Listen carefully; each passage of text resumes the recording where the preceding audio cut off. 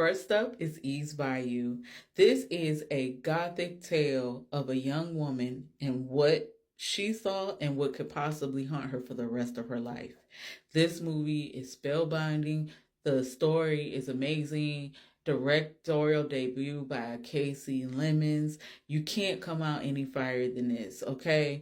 This tale will stick with you long after the credits are over, and I cannot help but to say Samuel L. Jackson, he's always come off like as a funny guy, a fun guy to be around. But in this movie, oh my God, does he have the sensuality turned up to 11. I don't know what it is about him in this movie, but he was so sexy. And also, Journey Smollett reminds me a lot of my daughter.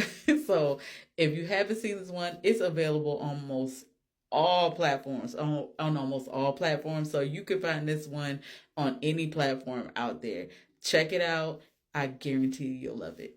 Death by Temptations, our next one. I love this one. This one is not only really, really scary and creepy, but it's also funny as hell.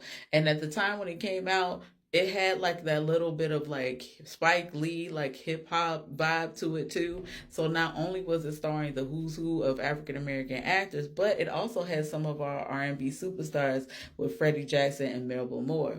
Now in this movie, there is an evil succubus that is preying on men of New York City. And the only thing that's standing in her way is a preacher in training. Yes, he is there to sow his wild oats with his cousin, who is played by Kadeem Harrison. And unfortunately, on his way, he meets this succubus, but he is the reason for the salvation. So this one also has Samuel L. Jackson in it, by the way, in a little brief cameo. This is good. This is available. I saw it on Tubi, Plex, and also Freebie. Next up is Tales from the Hood. Now, this is a classic. It is a horror anthology. So, of course, you know, usually there's like 4 stories and then you have the one wraparound story in anthologies. But this is a great one because a lot of the tales had something to do with like social commentary or whatever was going on at the time.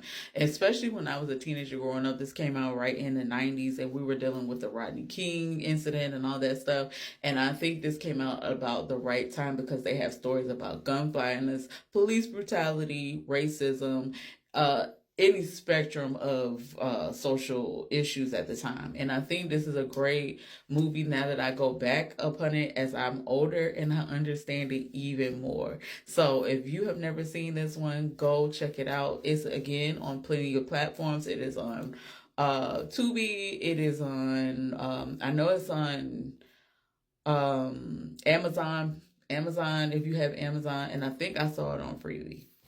Next up is A Black Girl and Her Monster. I love this movie because it has a fresh take on the Frankenstein mythos. So this young girl, her name is Vicaria, and her brother has been gunned down because of gun violence in her neighborhood, and she has tried to find a way to cure death because she feels death is a illness. It's just another illness that can be cured. This one was smart, intelligent, scary, gory, all the good stuff that's going to come with a Frankenstein tale, but with a little urban spin on it. This one is great. I actually caught this one on Shudder, so if you haven't seen it, go see it.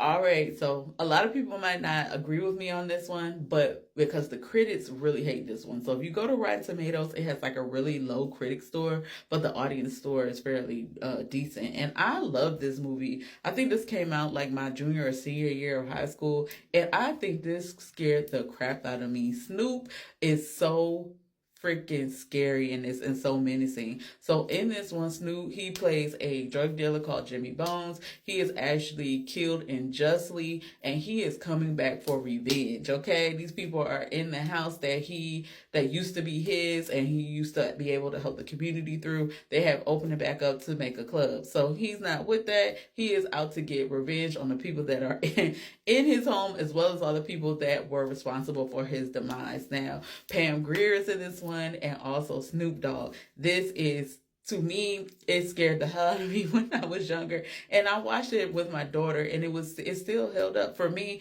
it held up. It's creepy, scary, it's funny at some moments. And some people might think it's corny looking back at it, but this one to me is always gonna hold a place in my heart. I think it is excellent.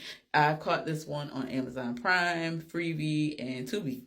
The next one up is called His House. And in this movie, there is a young refugee couple that have come from Africa, and they are put in a rehomed in the UK. Now, not only do they have to deal with the things of racism and just having to deal with things coming from their country that happen to them, they also have to deal with a haunting. Okay, so and then it becomes a tale of is our past really haunting us, or was there actually a presence in the house? So this movie was so intelligent. And it spoke a lot about racism and how people from other countries, implants are usually treated when they come to a new country. It was excellent. The acting was great, and it was scary as hell. It's not your traditional haunted house because it involves some African American spiritualism as well. I love this movie. I caught it on Netflix. If you haven't seen it, go check it out. All right, this might be another controversial one, but I love this movie. It's called Spell, and it's starring Omari Hardwick. And we know him from Power.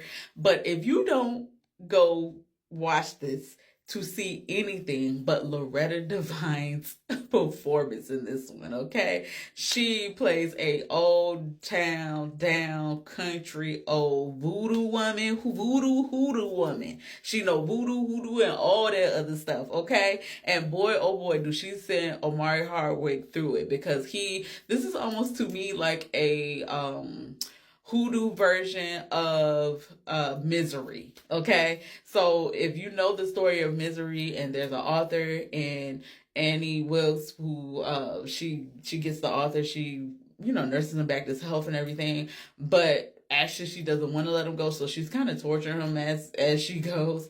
This is almost the same thing, but Omari Hardwick isn't a author. He's something else that they need for a ritual. Okay, this one is funny because the Loretta Devine absolutely can't be performance. Oh, you have to see it. Okay, if y'all have never watched this movie, go see it just for Loretta Devine and her camped up performance. Okay, I caught this one on Tubi, and you can also find it on Prime. All right, so next up is Fallen, okay? This movie, I love this movie because at the time when it came out, it was something different that I had never seen from Denzel Washington. And in this movie, Denzel Washington plays a detective that is in search of a serial killer. Now, this serial killer is caught and captured, but somehow he gets executed and his spirit has started to jump into other beings, okay? And he is doing copycat killings of himself. And it is Denzel Washington's job to find out who, what, and where, and why this is still happening. This movie is absolutely captivating. It's going to keep you on the edge of your seat from beginning to end. And the end, if you guys seen this and you know anything about the end, chef's kiss. When I tell you to see this one, go see this one right away. This is almost available on any and every platform. So you can find this on any platform. Go see it if you haven't seen it yet.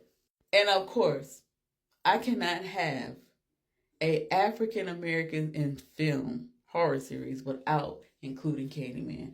This is a classic. If you've ever seen my channel, I've done a video on Candyman, so I'm not going to go too much into it. And most people know the lore of Candyman and Daniel Robitaille and how he fell in love with he was an artist and he fell in love with the person's daughter that he was doing a portrait for, and they took him out. And we all know the story of Candyman. This movie is excellent. I shouldn't have to say anything else. Go see it if you haven't seen it yet. So you guys tell me how you feel about my list of the ultimate Blacks in horror series, how my series went, how you guys liked it, and leave it down in the comments. And don't forget to hit that like button. And what do I always ask you guys to do? Stay spooky, and I'll see you guys soon. Bye.